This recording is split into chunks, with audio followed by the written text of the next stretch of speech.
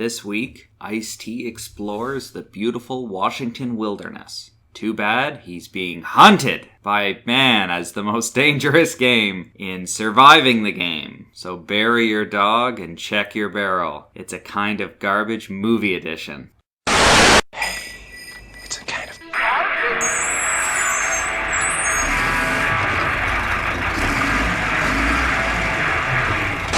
Alright, so this week we watched a 90s action thriller that I had seen in parts growing up on cable, and I decided to show it to you, Adam. So what did you think of Surviving the Game? I thought Surviving the Game was a very fun movie. Lots of nice action scenes, remind me of other movies that we've talked about that you probably don't want me to talk about again. No, please. It reminds me of The Pest. It has similarities, so go ahead and talk about the John Leguizamo? His 90s movie, The Pest. Yeah, before we do that, I just want to tell people that we recorded for, 15 minutes, I think? And just talked about Jean-Claude Van Damme? Just talked about Jean-Claude Van Damme, John Leguizamo for a bit, and then we realized that there was a buzzing in the back, so we had to start over again, which is fine. You didn't miss anything. So now we're going to give a quick 5-minute synopsis of John Leguizamo versus Jean-Claude Van Damme. So The Pest versus Hard Target. This is both movies mixed into one. Yeah, it is. Yeah. So in The Pest, John Leguizamo is being hunted by a German hunter who is racist and wants one of every ethnicity of human for his collection. If I remember the movie right. I could be wrong.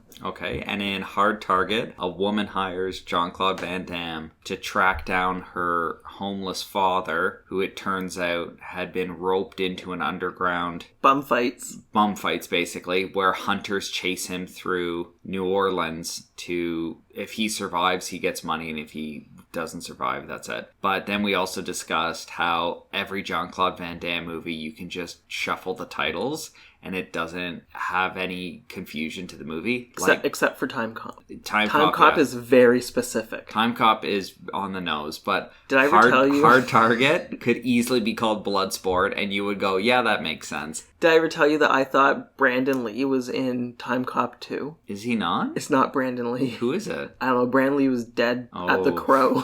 What is that actor's name? But he's in the Kurt Russell movie Soldier, isn't he? Oh, I have Soldier on DVD. I love Soldier. Yeah. What's that actor's name? I don't know. All right. Brandon Chow. No, I think it's something Lee. It might be. I thought it was Brandon Lee. All right, so Surviving the Game opens up. We have a little montage shot going on that cuts in between hunters chasing what you assume is like a deer in the wilderness. So you kind of have that aspect of like hunting, gathering for food. And then we have shots of Ice-T kind of shuffling through back alleys, looking through dumpsters for cigarettes and... dumpster diving. Dumpster diving, yeah. He grabs I think it was a peach and just like eats part of it. And I'm just like, oh, it was fucking gross. Yeah, but it just kind of shows like how desperate he is. So you kind of have opposing shots of how people hunt and harvest their food. And then... Ice-T did not eat any rats. No, he didn't. I think that would have been a little too far. It ends with the hunters ignoring the deer and then shooting a human that's running through the woods, which kind of sets up that it might not just be hunting for food, it might be hunting for sport.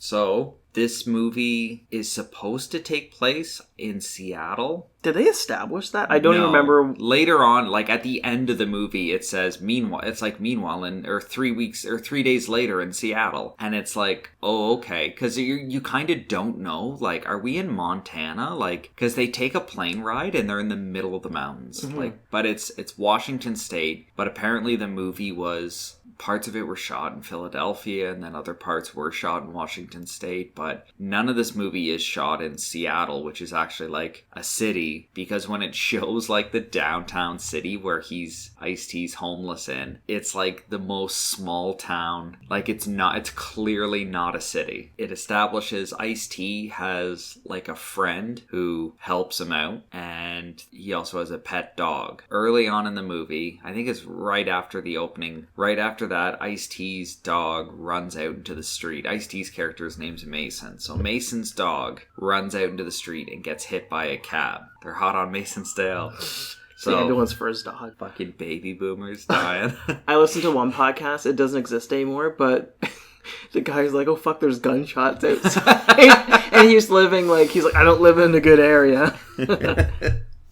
So Mason's dog gets hit by a car. Taxi. It is a taxi, and then the taxi driver immediately blames Mason and starts punching Mason. He's like, I want the money because the woman who pops out of it, she's like, I'm getting it. He's like, where's my $16 for the fare? Yeah. And then him and Mason get in a fight. He's like, what do you want me to do? Yeah, so it just kind of shows how defeated the Ice-T. And I actually like Ice-T in this movie. I don't know, good on him. I think... Yeah, he picked up a role. He did well. There's one thing I could change about the character is that, we'll get into it later, he cuts his hair, and someone is like, oh, you cut your hair. I'm like... But he doesn't really cut No, he doesn't. I'm like, oh, yeah, he made his dreads a little bit smaller, I guess just not in his eyes. Yeah. But he presents himself so well later on in the movie as just as a human. Yeah. Which we'll get into that instead of a homeless person. Yeah, because they're different in this movie. Yeah, this movie actually does a good job of establishing that he's homeless, but just because he's homeless doesn't mean he automatically has he's dehumanized. It just shows him as a guy who's really down on his luck and defeated, and he's got a pretty tragic backstory that we'll get into. Ice-T does good, so the movie opens right up with his dog dying, and he's immediately blamed for the death of his dog, which it's not his fault, and he can't even really stick up for himself. The guy punches him, and he's just like, are you happy now? There you go. It was interesting, because the cabbie says to him, is this your dog? And he goes, no, he's my friend. Yeah, he's my friend. Because the dog might not be his. I don't even know if it is his pet dog. It's just a dog he hangs out in the alleys with Spawn and the Max. All the other alley superheroes. So then Ice-T takes the dog and goes and buries it in a junkyard. And then we have a couple of scenes of Ice-T being homeless with his homeless buddy, who's this old war vet. His name is Hank. Hank the war vet. I find that in movies, especially this one, at the beginning, most homeless people have camo fatigues on. They're all veterans, which is a real thing in the States where a lot of homeless people are vets. So yeah. We set up that, Mason's lost his dog. He's down on his luck. As he's kind of going through dumpsters with this other guy looking for, food or supplies or whatever they need just to survive, Mason finds a handgun that's been thrown in the garbage. So as Mason's getting, seeing the handgun, and he's like, I could sell this for, 20, I think he says I could sell this for $20, no problem. The vet character, Hank, is like, you always check the barrel of a gun before you pick it up, or before you fire it or anything, always check the barrel, because if the barrel's jammed, it's dangerous. And then Mason's like, oh, okay, I'll remember that. So then Mason and Hank, they end up, what is it, a butcher shop or something? They end up breaking into a place to steal meat. And then the security guard finds them and starts roughing them up. And then Mason scares off the security guard. And then it cuts to back at the scrapyard where they all live. Mason's turned a shopping cart into a grill. Which is amazing. Yeah, it's actually smart. So he's tipped a shopping cart on its side, and then he's got some scraps of wood burning inside the shopping cart, and then he's just got this huge ham hock just sizzling on the side of the cart like a grill. When they go to steal the meat, Hank says to Mason, he's like, there's dogs in there, and then Mason goes, there's no dogs, and the railway's like, bark, bark, bark. Yeah. And you're like, and when he comes with the meat, he's like, he has another piece of meat to the dog. And he's just walking. He's like, look what I got. We're going to eat like kings. Yeah. So it's a little victory for Mason and Hank, which is nice. So they end up getting away. And then they're having dinner with the homeless. All the homeless people who live in the area. With almost like a tent city. Yeah. Which is kind of funny because it's it's interesting. But then there's kind of some things they're eating using forks and knives and plates. Yeah. And then I saw sides on some of the plates. Someone stole potato salad and brought it to the homeless barbecue. Which, alright, we'll forgive that. But Mason, someone says thanks to Mason or asks him, I think they ask him a question about his past. And then Mason just kind of walks away. And then Hank's like, oh, don't worry about him. He just kind of doesn't get along with people. So cut to the next day. Mason's walking down the street. And there's a mission. Before that. Yeah. What happens when he wakes up? Oh, no. Yeah, you forgot already. Forgot. Someone had a little too much pork.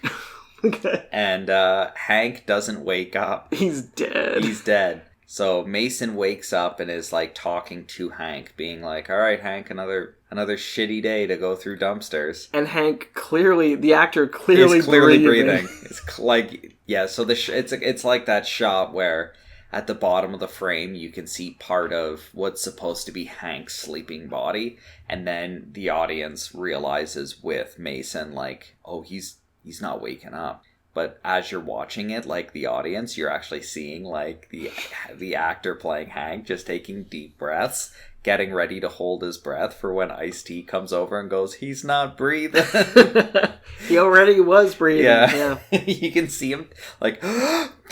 I think it's amazing that Ice-T doesn't report his death. Instead, he just digs a hole beside the hole he put his dog in. Yeah. And then dumps the body, in a back alley? Yeah, in the scrapyard. So Hank's buried in the scrapyard. Later on that day, he's walking around. Charles S. Dutton is working for a mission, and he's handing out, like, lunch bags. And he says to Ice-T, like, "What's the matter? Don't you want free food or whatever?" And Ice-T's just kind of like, at this point, he's like really defeated.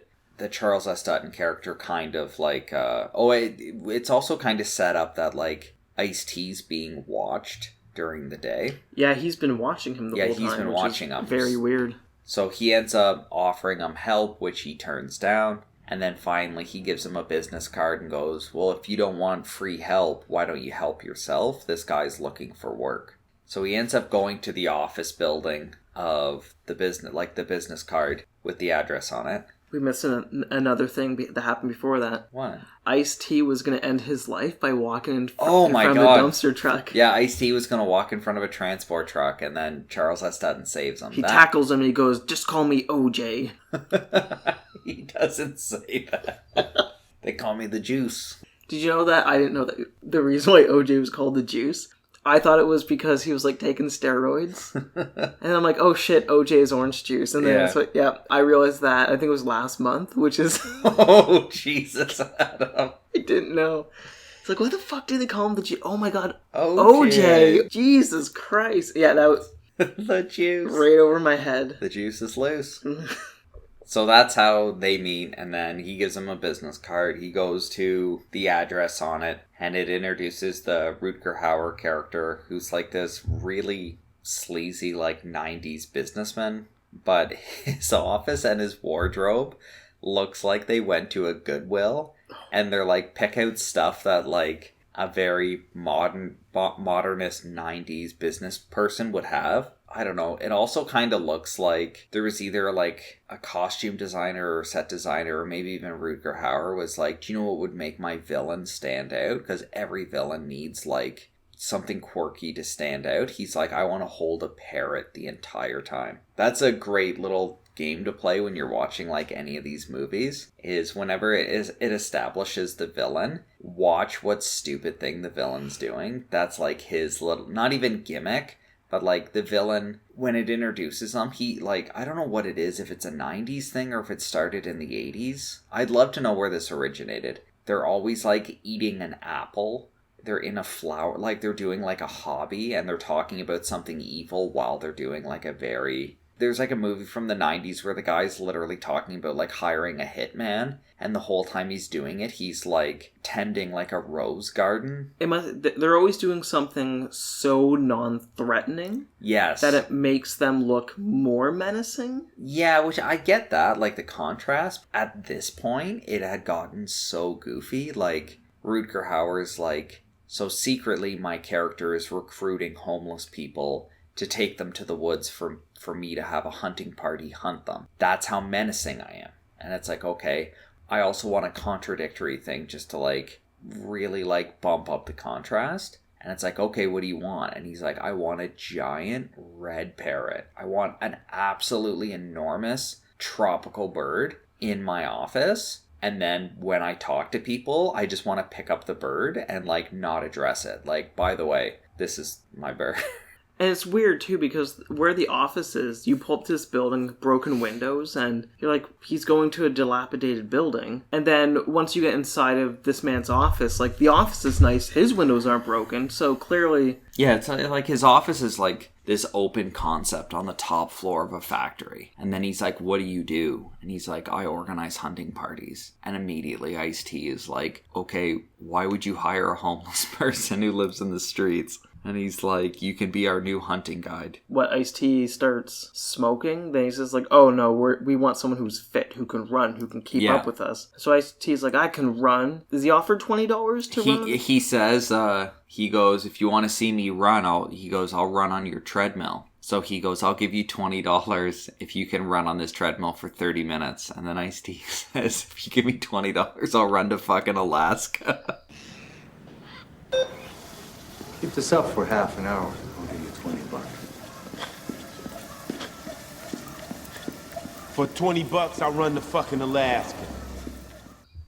Which is so funny. He just needs the money. Yeah. He runs for a bit, and then I guess Rutger Hauer is just standing there watching him run. The timer goes off. It's like beep, beep, beep. Yeah. And Ice-T is running on the spot. Yeah, so it's just a little montage of Ice-T jogging on the spot. He's just fucking dying at the end. He's Yeah. like, I did it, see? Smokers can do anything. Gotta believe. He takes his money, gets the business card. Badman Mr. Howard asks Ice-T where is he going to be, and Ice-T tells him, go to this motel. Ice-T walks in, gets a room for the night, and then proceeds to, like, clean himself up. But as he's walking into the room, the clerk tells him, like, you better wash your ass before you go into that bed clean sheet. Hey, before you get in that bed, you wash your nasty ass, boy.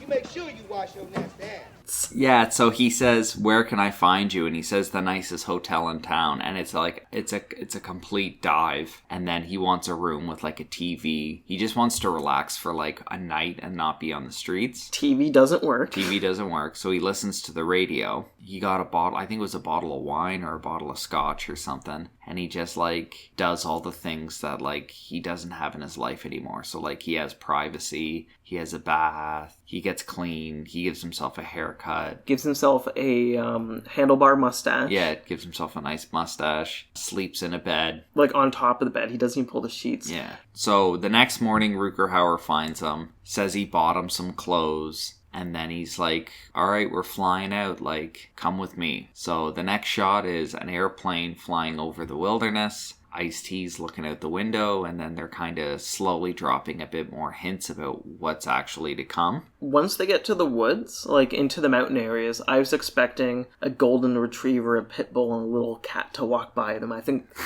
Jeez. I don't even know what the time frame of Homeward Bound would be compared to this movie. Homeward Bound But they're crossover. literally like, yeah, they're literally in the Homeward Bound setting. Yeah. Of just mountains, waterfalls, and then a cabin in the woods. So they land, and then Ice-T starts unloading the plane and kind of doing his thing. They're trying to get a pig that they've brought on the plane off. They're unloading a pig, and then another plane lands with the rest of the people that'll be staying at the hunting lodge. I like how Ice-T thought that they were going to release the pig into the wilderness, then hunt it. Yeah, so Ice-T's like, so this is what you guys hunt? And they're like, and there's no. like, are you stupid?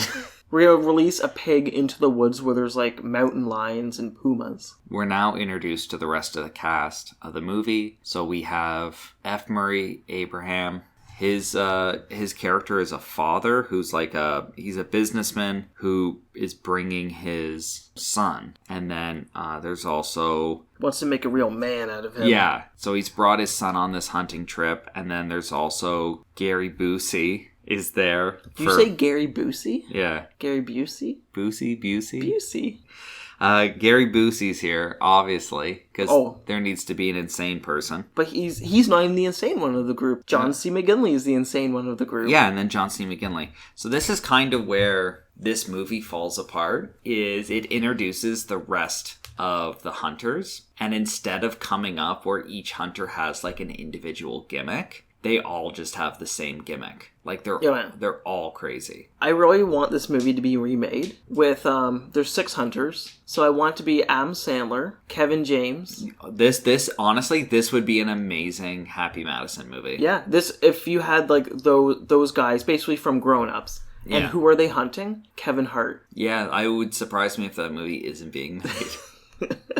It introduces all these characters. So there's F. Murray Abraham, and then his son, Gary Busey, John C. McGinley, Charles S. Dutton's there, Rutger Hauer's there. Each character kind of gets a little bit of a minute as they're introduced to Mason to kind of show who they are. And I don't know how the hell they didn't pick up on this, but they all basically like portray the same character. And it's not like they're all like, oh, they're all like, you know, cut from the same cloth or anything. They all have different jobs. They all have different backgrounds. But then it's like, what's their actual character trait? They're all kind of like these loose cannon guys who like want to portray like this alpha male hunter mentality. I don't know. It would have been nice if some of them would have just been a little different. The only, like, obviously the kid was 100% different from them because the dad, Mr. Wolf, Derek Wolf, is trying to get his son to become a man. Like, this is... Yeah. You have to see that these people aren't, like... But, like, homeless people aren't real people, so we can hunt them. Yeah, so they don't know... You don't know yet that they're going to hunt Ice-T, and Ice-T doesn't know that yet. I would assume that you would know from the beginning of the movie. Yes. Okay, fair enough. So Mason isn't aware yet that he's being hunted. The Wolf character, he's brought his son because he's like killing something, like hunting a man or killing a man is going to like promote you. It's going to like make you cross the threshold into manhood. They talk to Gary Busey, and Gary Busey gives this little speech about how his dad forced him to kill his like family dog to make him a man. And it's like, that's the exact same, like you're giving your characters like identical backgrounds. You know what I mean? Which is kind of goofy. The only one who really does anything with it, like Gary Busey, Rutger Hauer, Charles S. Dutton, are all the exact same character. They're all like, I work for the government. I'm kind of like this survivalist type character where I want to live in the woods and I want to be like the alpha predator of the woods and all this other stuff. And I want to like remove culture and society from my world, and I just want to live like a weird secluded life. And it's like, that's three characters, and it's not three different characters with something in common. It's the same character 3 times. So whenever they interact, they're just interacting with themselves, and it's like super awkward. But the John C. McGinley character actually has like a reason why he's there that you find out. And then instead of being like super friendly to Mason, like John C. McGinley like does not hide the fact that he's like, I paid $50,000 to come to the woods and kill a man because I'm working out some really weird issues. And like he's just staring at Mason, and eventually Mason is just like, why are you fucking staring at me?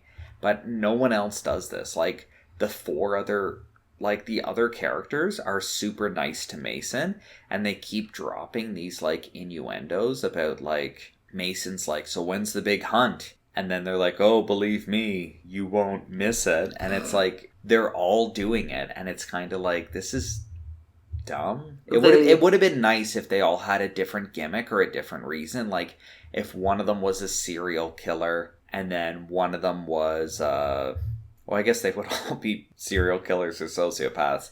But it would have been neat if one of them, like, was a professional hunter who's hunted everything except man. And then one of them was, like the John C. McGinley character where, like, he's, like, actively going out looking for the man who killed his daughter. And you have, like, different reasons why they're all participating in the hunt. But they all have the same reason. And it just is, like, well, now you just have redundant characters. Yeah. Like, they're not doing anything. Busey was a psychiatrist, and he was talking about how his dad bombed a dog, and he would, like, throw firecrackers at the dog to make it fear the firecrackers. But after a while, the firecrackers just made the dog aggressive towards whoever did it. And then his dad took him out into a cabin in the woods and told him, like, throw the firecracker at the dog. It's you and the dog are going to go in. One's going to come out alive, the other one's going to be dead. I followed my dad. We went around a clump of trees. There's a little corral built. There's Prince Henry Stout chained in the middle of the corral. My dad took out a pocket full of cherry bombs and put them in my hand and said, get in the corral. Here's a lighter. I want you to light those cherry bombs and throw them at the prince. You're going to face manhood. You're going to fight that dog to the death. He's going to kill you, or you're going to kill him. Now!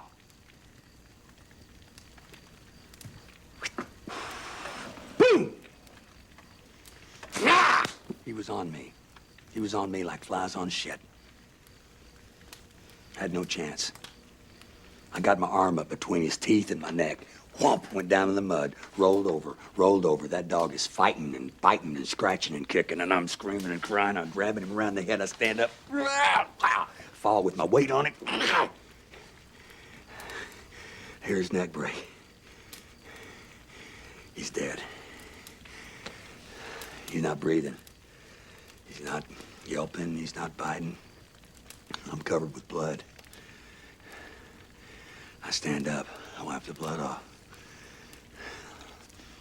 I lick it. My dad says, welcome to manhood. So, like, as a kid, he had to murder his own dog to become Yeah. a man. So, But that's what I mean, though, is like the wolf character is doing that with his son. He's like, I'm taking my son out into the woods and I'm going to make him commit murder to like take away his innocence and make him. but John C. McGinley wants to get that murder first. Oh, John C. McGinley is losing his mind. He has his puffer ready, and he's He's got debilitating asthma, and every time they see Mason in the woods, he's like, he's mine, that's mine. So they all have dinner. You get to know some of the characters a little bit, but then they go to bed and they wake up Mason being like, "Hey," and they basically say like, "Hey, here's the plot to the movie. Get the fuck out. We're gonna hunt you after we finish eating our meal in the morning." So they all have hunting rifles and shotguns and crossbows and stuff. And then they tell Mason to like hit the road. So this bounces back to like the whole redundant character thing, because it would have been nice if the characters, so we cut to Mason running in the woods, then we cut back to the cabin and they're eating breakfast. And there's obviously the contrast of like Mason's running for his life and these guys are literally like just sitting there drinking coffee and like, you know, saying good morning to each other. But instead of having one character sitting there and drinking his coffee and being like, what a beautiful day. And then there is the John C. McGinley character is running around like losing his mind, being like, come on guys, come on. Like we gave him 15 minutes. That's more than anyone needs. Let's get him. Okay, you have a character do that, and then you also have a character who's like the quiet loner character, like clean his gun or pack his bag. And then you have like another guy who's like a sociopath who's doing like whatever ritual he does before he kills someone. You have him do that. And then you have the cold, calculated one eat his breakfast and drink his coffee and then give a monologue about how he misses newspapers. He's like, no, he goes, I don't read the newspaper. There's too much ugliness in the newspaper. I love being in nature where it's just beautiful things. The other guy said that he misses the sports page. Exactly.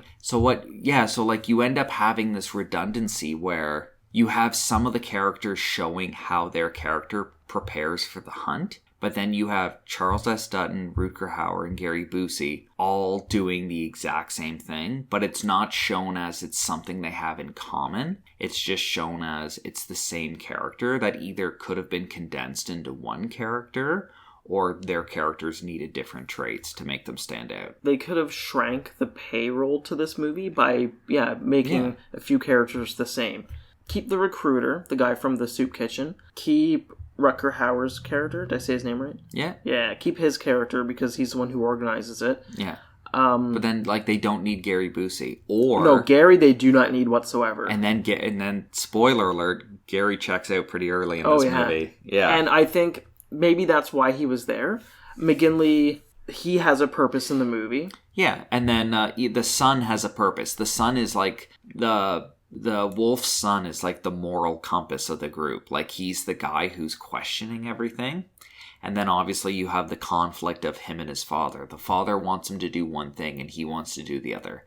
So they have their own little arc going on. But three characters are just the exact same character. Like the three characters are holding the parrot in this movie. Like they're doing the goofy thing where they're talking about killing someone, but then they need the contrast to show how calculating they are. Mm-hmm. So they need to do something very calm and non-threatening. So over breakfast, you have a couple characters doing something to develop the character and show traits that the character has. And then three of them are all they're talking about nothing and sipping coffee.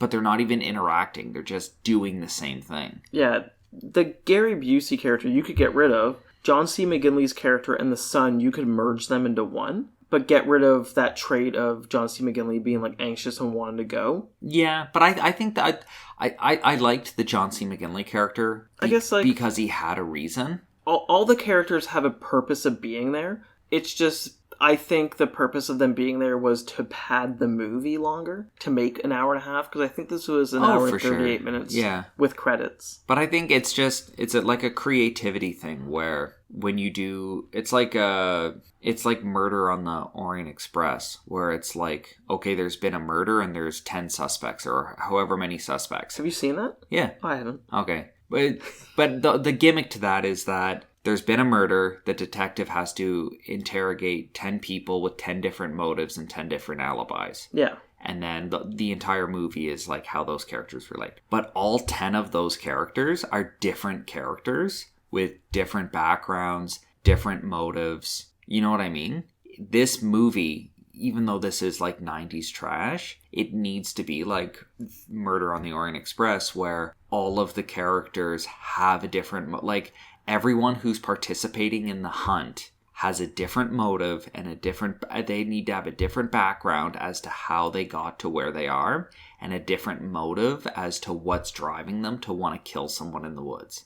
2 of them have it and 3 of them are the exact same character. So Mason's running in the woods. Breakfast is finally over. They chase Mason in the woods. They all jump on ATVs or motorcycles. Yeah. And everybody but the kid is like, woo! Like, they're literally just all screaming like, let's get him. And then they all become expert trackers because even without really showing it, they're like, it's just dialogue. I see his tracks. And then that's how they hunt him, basically. Yeah. So they're following, like... As someone who watches Survivor, man, and like those nature shows, I'm just like, I guess. Like, you can get away with it. It's a movie, whatever. But, like, he could go any way. He has boots on, sure. Like, I understand that. But at the same time... They're chasing him. They pick up his tracks, and they're chasing him. And then John C. McGinley's character thinks he sees him. So they all get super excited, and they all, like, dismount their vehicles and then try to corner who they think they're hunting. Spoiler, like, John C. McGinley hasn't seen him. He's just so ramped up that he thinks he sees him. So as they're talking about this, the Charles S. Dutton character is kind of like... And this is another thing about how the hunters interact with one another. They kind of look at each other. They'll say, hey, and then they kind of read each other's minds. Like they're on the same page so much. And it kind of does a disservice to the movie because it would have been better if the hunters argued or if the hunters talked to each other and then came to a conclusion as to what's going on. Oh, they all know that they like need to kill each other as well, that they're all just getting each other's way. Yeah, well, there's that. But, I mean, Charles S. Dutton looks at Rutger Hauer and goes, you don't think he... And then Rutger Hauer goes, yep. And then Gary Busey goes, you know, none of them have done that before. And it's all 3 of them kind of... And normally that would have... It would kind of show that these characters have done this a lot in the past and that these characters are very tight. But I think like what I said earlier about like these characters just being mirrors of each other, that it kind of is like boring. It would have been more interesting if the hunters actually sat down and like, you know what I mean, had to figure it out. So anyways, they realize that Mason has double backed. He's like double backed and he's made it all the way back to the cabin. So now they're like, oh, this guy isn't one of the normal guys we hunt. This guy's smarter. So Mason's back at the cabin and he's trying to break into a locked door to see if there's like guns or supplies. So once he gets the door open, what's inside, Adam? President Nixon's head from Futurama. It's President... It's just glass jars of all the heads. With nameplates. With nameplates of all the, I guess, the homeless people that they've killed. And a special spot that already has Mason's name on it as well. And he's just like, oh, fuck that. He proceeds to grab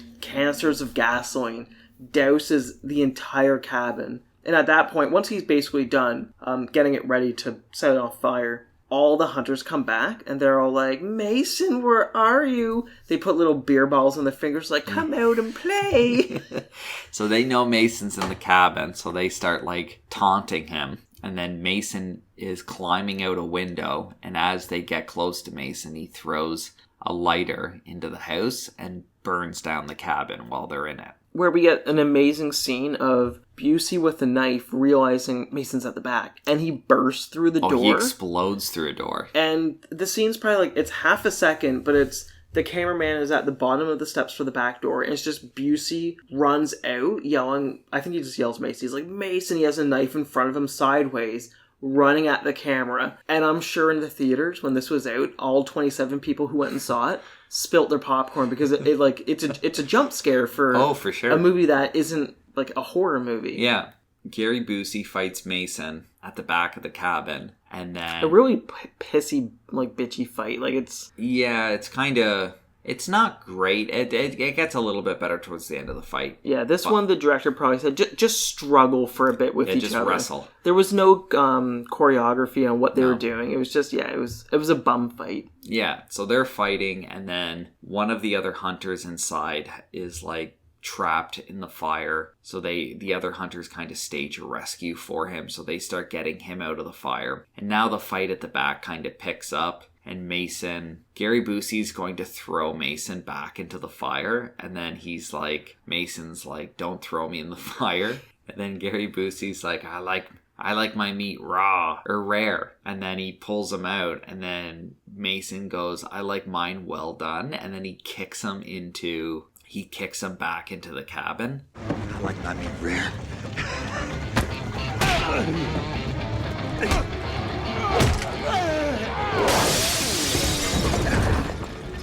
Well done, bitch. Gary Busey falls backwards into the shelves of all the heads in formaldehyde, and then once they hit the ground and open up, they all catch on fire and explode, and then the cabin just explodes. Yeah, and you never see Gary Busey again. No, he's dead. He's gone. The other hunter's like, I don't even know what his character's name is. Like, where'd he go? Yeah. They don't even look for his body. It's like, oh, I guess he's dead. And that's where you see Mason just having a good jog back into the woods. Mason runs back into the trees. And the wolf kid just there he goes. Just sits there and watches him, doesn't say anything to everybody. Mm-hmm. One of the hunters goes to the kid, did you fucking see which way he went? I think the kid just looked one way. It's like, that's where he went. Yeah. So they go and track him down again.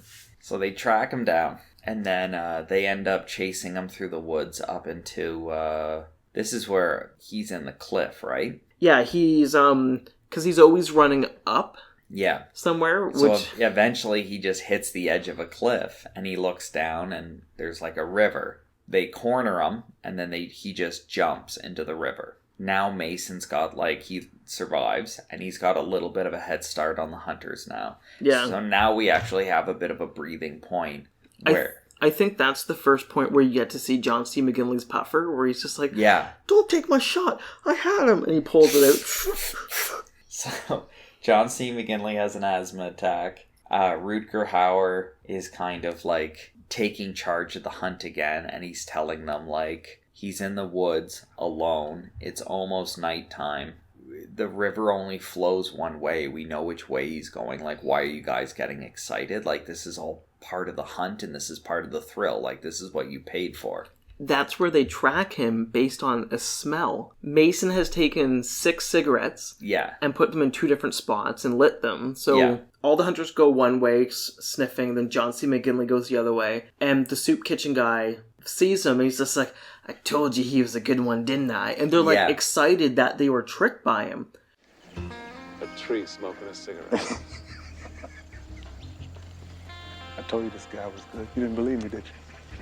And then when John C. McGinley sees it on the path that he went, he gets mad, hits his cigarettes down. He hears a twig break, looks up. It's just Mason just falls feet first into his face. From a tree, just knocks him out. Drop kicks him, and then he's kidnapped John C. McGinley now. So he carries John C. McGinley up into a cave and has him tied up. And all the hunters have little headsets so they can stay in touch. So this is the point where now Mason has a hostage, he has a gun, and he has a radio. So he gets on the radio and kind of starts taunting the other guys. So as they're listening to him, they're this is one of the better scenes. The hunters start putting their heads together to be like, where is he? What's he doing? And they're like, well, he has a hostage, so we know he's dragging someone and he's not far. And it's almost nighttime, so he's probably going to try to find a place to make shelter for the night. And they see a cave in the distance on the side of a cliff. So they're like, I bet he's in there. Let's just hang out. Oh, the cave is also lit up Well, because he has when fire. when the sun goes down, they see the fire, and they're like, we know where Mason is. So their plan is they're going to let Mason stay up all night watching his hostage and like watching the entrance to the cave. And then when he's tired, they'll go in and start to hunt him in the morning. Yeah, he basically tells John C. McGinley, like, I'm not going to kill you, like, I'm not like you. Yeah, so him and John C. McGinley's granola bars. Yeah, so him and John C. McGinley have this, like, little heart-to-heart where they realize they actually have stuff in common. And then Ice-T's just kind of like, you lost your daughter, I get it, but, like, what the hell are you going to get? Like, you're not going to gain anything by, like, trying to get vengeance on random people in the woods. So John C. McGinley's kind of like, okay. So then Mason takes off into the night. So the next morning when they plan their ambush of the cave, when they go in, it's just John C. McGinley. So he's hanging out there, and then they cut him loose and ask him if he's okay. And John C. McGinley's like, I'm better than okay. I'm done. I want to go back to the cabin. I want to get in a plane and I want to leave. He's like, I don't need this anymore. Like, I found my moment now. Like, I'm cleansed. Yeah, he's like, I don't have a need to get revenge on someone. Like, Mason could have killed me, but he showed me mercy. So then he wants to leave, and Rutger Hauer's like, that isn't how this works. Like, you're here till the end. So he's like, what are you going to do? Kill me? Yeah, he asks him, are you going to shoot me in the back? And then as, like, John C. McGinley's leaving, then Rutger Hauer goes, no. And he turns around, and then the soup kitchen guy just shoots him in the head. Yeah, then the soup kitchen guy gets him, that's right. So as they're doing that, Ice-T gets back on the radio and starts, like, mocking them. And then they realize he's close. So they look at a mountain ridge, and you can see the glare from a rifle scope, and then a gunshot, and they all take cover. And then they start to make fun of Ice-T for being, like, such a poor shot. One, he's using a shotgun. He's using a shotgun, and B, there's no scope on his gun, so there would be no reflection. There would be no bright reflection from the lens of a scope. So now Mason's taking off into the woods, and they're back hot on his trail. He leads them into like a little river to the side where they see his footprint. They're like, oh, he doesn't think we'll follow him into the river, does he? Come on, boys. Come on, boys. So they get in the river and they start following it downstream. And then Ice-T basically does the same trick again. He doubles back. Yeah, he hides inside a log. And when they pass, he gets out and then doubles back to where they've left the ATVs at the beach. Which gives us an amazing scene. Oh, this is really good. So he ends up rigging the ignition coil on one of the ATVs into the gas tank. When they realize something's wrong and they go back to the ATVs, they see Mason. So they all run and jump on the ATVs to chase after him. Mason steals one. He's literally 6 feet away from Rutger Hauer. Oh, yeah, like they could have shot him at any moment. Yeah, he's within reach. Like, you could have, if you ran, you would have been able to grab him. And he has his gun. He doesn't lift it up. No, but that he does. He shoots the tire out of Mason's thing, but you see he could have shot him, but he chooses to shoot the tire, which is nice. It kind of establishes that, like, Rutger Hauer isn't doing this for the kill. Like, this is all, like... It's the adventure, the excitement of it. Yeah, it's, like, all this, like, weird, perverse sport to him. They're going to kill him eventually, but like, not right now. He wants to make sport of it. So, Soup Kitchen guy gets on his ATV and goes to start it up, and it just blows up and launches his body clear off the ATV. So Rutger Hauer turns around to look at his buddy, and he's just lying there in the woods with, like, no legs. Like, legs. There's just bloody stumps sticking out. Oh, yeah. His neck is, like, it's torn up. He's bleeding everywhere, but yeah. Oh, yeah. It was a great special effect where clearly they dug holes for him to, like, stand stick his legs in, yeah. And then lay down, and then they put prosthetic, like, all the stuff. But, like, the ground looked perfect. You knew what the visual effect was, but it was well executed. Yeah, and it didn't, like, linger on it too long. Like, it just showed enough where you're like, oh, he got his legs blown off. Next, you have Rutger Hauer walking up to him, and be like, "It's okay.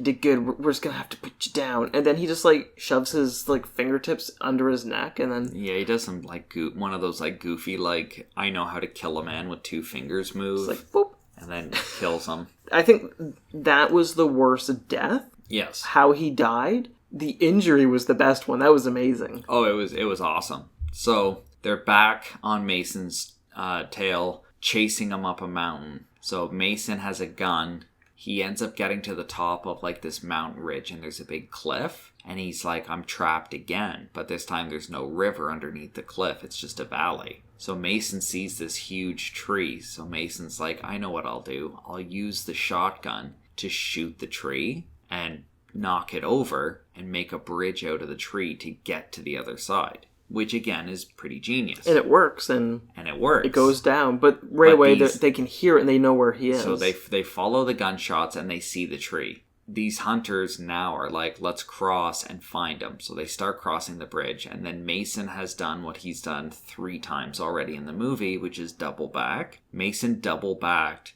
and... Hid behind a bush, and then watch them climb the tree. So now these hunters are... like 100 feet in the air, 30 feet out on a cliff ledge, standing on like a tree trunk. And then Mason jumps out from behind a bush and starts throwing rocks at them. Which I guess he used all of his bullets. Like he used all of his bullets to knock the tree over. He's throwing rocks at them. It's Rutger Hauer at the furthest side away. So he's furthest away, the kid in the middle, and the dad, I think he just climbed onto the tree. Yes. For some reason, the kid gets spooked by him. Yeah. And then he slips and he's just hanging on the tree being like, Dad, help me. And Rutger Hauer's just in there. I think he starts shooting at Mason because you can kind of see him. Yeah, he's got a gun and he's trying to shoot him. He clips Mason in the shoulder, but then that's when the kid's just like, Dad, I can't hang on. And then he falls with an amazing blue screen effect of like, just... I guess they ran out of their money for this movie, and they're like, we have to do some blue screen shots, and they don't look good. No. But it still works, and the kid falls down, and then the dad looks up and goes, no! But to me, blue screen, like, 90s blue screen shots of people falling off of cliffs and stuff like that. They're great. It's pizza. Like, when it's good, and when it's bad, it's still good. It's so... Even if you screw it up, it's so funny to watch. Yeah. And then you have, like, the scream of, like, ah! So after that happens, there's really only 2 more scenes before the big finale. Yeah. Rutger Hauer and the dad decide to set up camp and wait till nighttime, and then... They realize that Mason is hunting them, so they set up a camp, and they basically want to lure Mason in, which is where the dad is like, Mason, I know you're out here. Come on and fight me like a man. I'm unarmed. And then he hears a twig snap, and then he just fires every bullet out of his gun. I know you're up there, Mason. Don't be afraid, Mason. Come up here like a man. Take a look, Mason. I got no gun.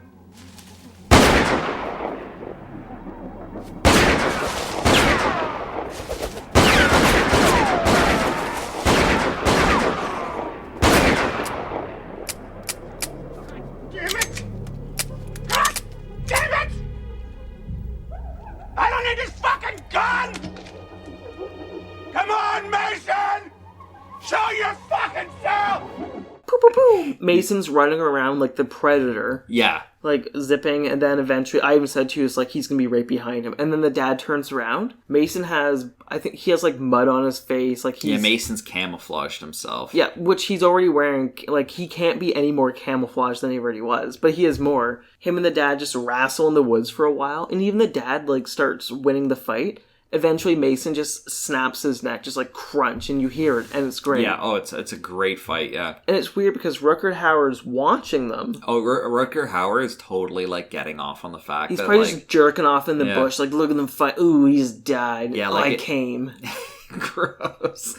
It's really set up the fact that, like, the whole time Rutger Hauer is, like, he really wants this to be about the hunt, and, like, he's really, like... He could have shot Mason how many times? Oh, there? a bunch of times they could have killed Mason, and he chooses to like prolong the hunt even after other hunters have died. And then when the wolf character, the dad, when he's fighting Mason, Rutger Hauer is just like, I'm not going to take this from him. Like, I want to watch it. Mason wins the fight, and then Rutger Hauer just jumps on him on his motorcycle and then takes off. He goes, I'm leaving. Yeah, and then he just runs. Just takes off. So Mason's chasing him. Rutger Hauer gets back to the cabin first. By the time Mason gets there, he sees a plane with its propellers going on the runway. So Mason runs to the plane and realizes no one's in the plane. And then Rutger Hauer has like basically doubled back and done a Mason to Mason. He's out Mason the Mason. He has.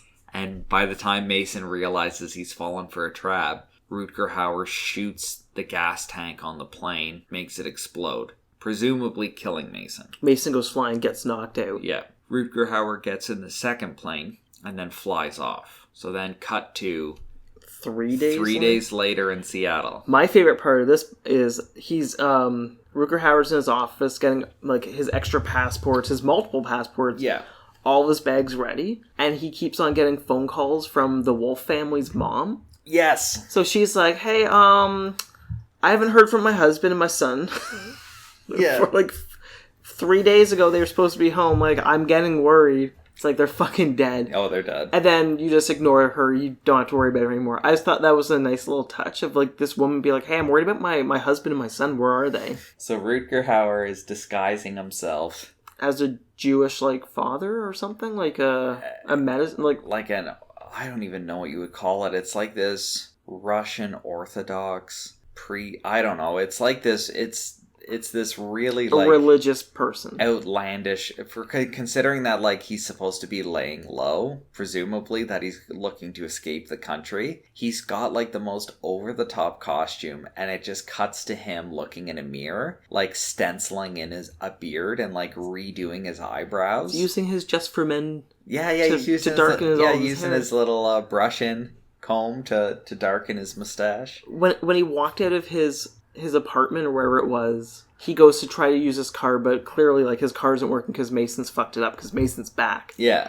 And as Howard is walking through the alley, he gets scared by this little old lady, and she is like, "Oh, hi," and she calls him father as well. Yeah. Like, hi, father, and he says like, "Oh, hi, my child," and they have like a little back and forth, and then eventually she asks for some spare change, and he's like, "Fucking beat it." Yeah, he's like, "Fuck off, bum." Excuse me, Father. God bless you, child. Could you spare a little change? I'm homeless. Get lost. Stupid asshole. So he's walking, and then Mason starts taunting him. But now they're in like the way it's set up is that like now they're in Mason's environment. Like they're in like the streets and the alleys. And this is because Mason has dreadlocks, and he still has, like, all of his army fatigue. Like, it looked like a scene from Predator 2. Yeah. Of Danny Glover fighting the Predator in the alleys. Yeah. Like, that's what it really reminded me of. Yeah. It probably has no parallels, but, yeah. Well, I think it's got parallels. The obvious parallels is that, like, Ice-T's black and has dreadlocks and is wearing, like, camouflage clothes. And then the character of the Predator is, like, darker, has dreadlocks, and is wearing camouflage. Yeah. Which... yeah, they get into a fight, and then Mason has, like, his gun drawn on him. He just throws it away, and he's just like, I'm not going to kill you, I'm not bad like you. So then as soon as he starts to walk away, Rutger Hauer goes and, like, chases the gun down. Yeah, Mason disarmed it, threw the magazine away, popped out the last bullet. Yeah, so Rutger Hauer runs and he finds the bullet in the rifle, and then he loads it up and he goes to shoot Mason in the back. And then Mason, like a callback from the start of the movie, Mason goes, whenever you pick up a gun, or before you shoot a gun, make sure you check the barrel. Yeah. And then the camera zooms into the barrel of the gun, and Mason's like filled it with shit. And then Rutger Hauer shoots the gun, and it just like explodes in his hands, and then Rutger Hauer just disappears into smoke. Yeah, and Mason just walks away, and it just fades to credits. When Mason's like, make sure you check the barrel, it's him whispering it, like, make sure you check the barrel. Yeah. So, some of the fun facts for this movie that we discussed while we were watching it is that the movie had a $7.4 million budget. The U.S. box office was $7.7 million. It's just right on the edge there. Yeah. So this might, like, I don't even know if, was this in Canadian theaters as well? Usually, I assume they put Canada with the U.S. numbers. Yeah, I'm assuming it got a... The other thing that I have about this movie is, this is ripped from, like, IMDb or whatever, is that the film received mostly negative reviews. It currently holds a 25% rating on Rotten Tomatoes, with an average rating of 4.3 out of 10. I think that's unfair. It's a fine movie, but it's a one and done type thing. Like, you saw it many times over TBS, which is fair. Yeah. I think the movie's a bit better than that. Like, I think this movie's interesting for the budget that it was shot on and the fact that it has some interesting locations, like going from the streets and then making the primary setting like the woods in Washington State. I know that when I was looking up the budget, I said, how much do you think this movie cost? And you're like, $14 million? I don't think I was that. It was set. Wasn't that far off. It was double. Well, it was double. Well, sorry, half of what you said. But yeah. Yeah, but it wasn't. That was a fair guess. But it wasn't like I was like, oh, this is like $50 million. Exactly. We filmed it in the woods. Like, yeah, and that's what I always loved about this movie is it has the charm of like it's literally the production in the woods. Like, you knew that, like, they were just camped out in trailers in the woods at, like, a trailer park somewhere, and then they would, like, walk 10 minutes into the woods and shoot. I think it kind of has that charm of, like, if this was shot anywhere else, if this movie was made now, and it had, like, a musician in the starring role, you know that the musician would have sang the theme song or the closing song. And this movie, it's near the start of the movie. The score to this movie isn't bad. It reuses, I don't know what the name of the song is, but it's a track from like another movie that's set in the woods or the mountains, and it's kind of like this. It's the score that's playing when they fly in with Mason, and it's Mason like seeing the wilderness from the plane for the first time. I don't even remember any of the music. It's there as almost like an ambient thing. Yeah. You're not focused on it. Exactly, but it does get better as the movie goes on. Like there's a couple of score pieces when Mason's walking around in the city where it's like this like weird jazzy track, and it's just kind of odd. But yeah, if they made this movie now and it had a musician or whoever playing the title role, they would have been like, I'll do it. Like if this was a Will Smith movie, it's like, I'll do it, but I want to sing that, like that. And it's kind of interesting to see a movie where like the main character isn't like, I'll do it, but I want to sing. I want the soundtrack to be like my new album. That's interesting. And then also if they made this movie now, you know that they wouldn't just film it in Washington State. They would be like, oh, we filmed this movie in like a mountain range in Iceland where we needed to actually climb a mountain every day to get to set. And it's like, no one gives a shit about that. Like, you know what I mean? Like when you hear about some of these movies where they're like, we filmed it in some of the most remote locations on Earth. You're just like, why? It's like, why? Yeah. So I would recommend everyone who's listening to watch this movie. So for ranking, I know where I'm going to be setting this movie. This is going to be my new number 4. Wow. Which goes right under Far Cry and right above Fair Game. For me, I'm going to put this movie, this is going to be my new number 6. So it's right above the Dragon Ball movie we watched and right below Jaws 3. So we have no listener mail, no new Patreons. That's probably going to be a recurring thing. But yeah, send us mail. Go to the website at kindofgarbage.com. There's a contact us where you can do stuff. Even if you've already wrote mail in. So Rob, write some more if you want. Colton, write some. Yeah. You'll be so excited to hear your name. That's it for this episode. This is the end of September right now, which means next month is October. What does that mean? It's going to be Shocktober. It's going to be Shocktober. It's going to be our Halloween-themed month where you're going to get Halloween movies, comics. We probably do, like, I have Halloween TV show compilation DVDs. So if you like Nickelodeon cartoon shows. Cody wants to watch Twitches. I told him I don't want to see Twitches. Is a Twitch a tween witch? Oh, it's a twin witch. Twin witch, yeah, okay. They're bad. What are... They're some fucking shitty, like, family channel movie. Okay. My girlfriend Danielle has, like, she has a bunch, she loves Halloween, so she has these Halloween movies. Like, Toil, Trouble, Double, I don't fucking, like the Mary-Kate and Ashley Olsen one. Oh, okay. Thanks everyone for listening, and hopefully we have good Shocktober episodes for you. Yeah, thanks for listening, and tune in for the Halloween stuff we're gonna do. As always, you can find us online through our social media accounts on Twitter and Instagram, both at A Kind of Garbage. You can also email us at akindofgarbage@gmail.com with any questions or comments you may have. Be sure to check us out at akindofgarbage.com, where you can find links to our Twitter, Instagram, and YouTube pages, as well as our Patreon page at patreon.com/akindofgarbage, where you can get access to our private Discord channel and Patreon-exclusive podcasts. Thank you again for joining us, and be sure to tune in next time.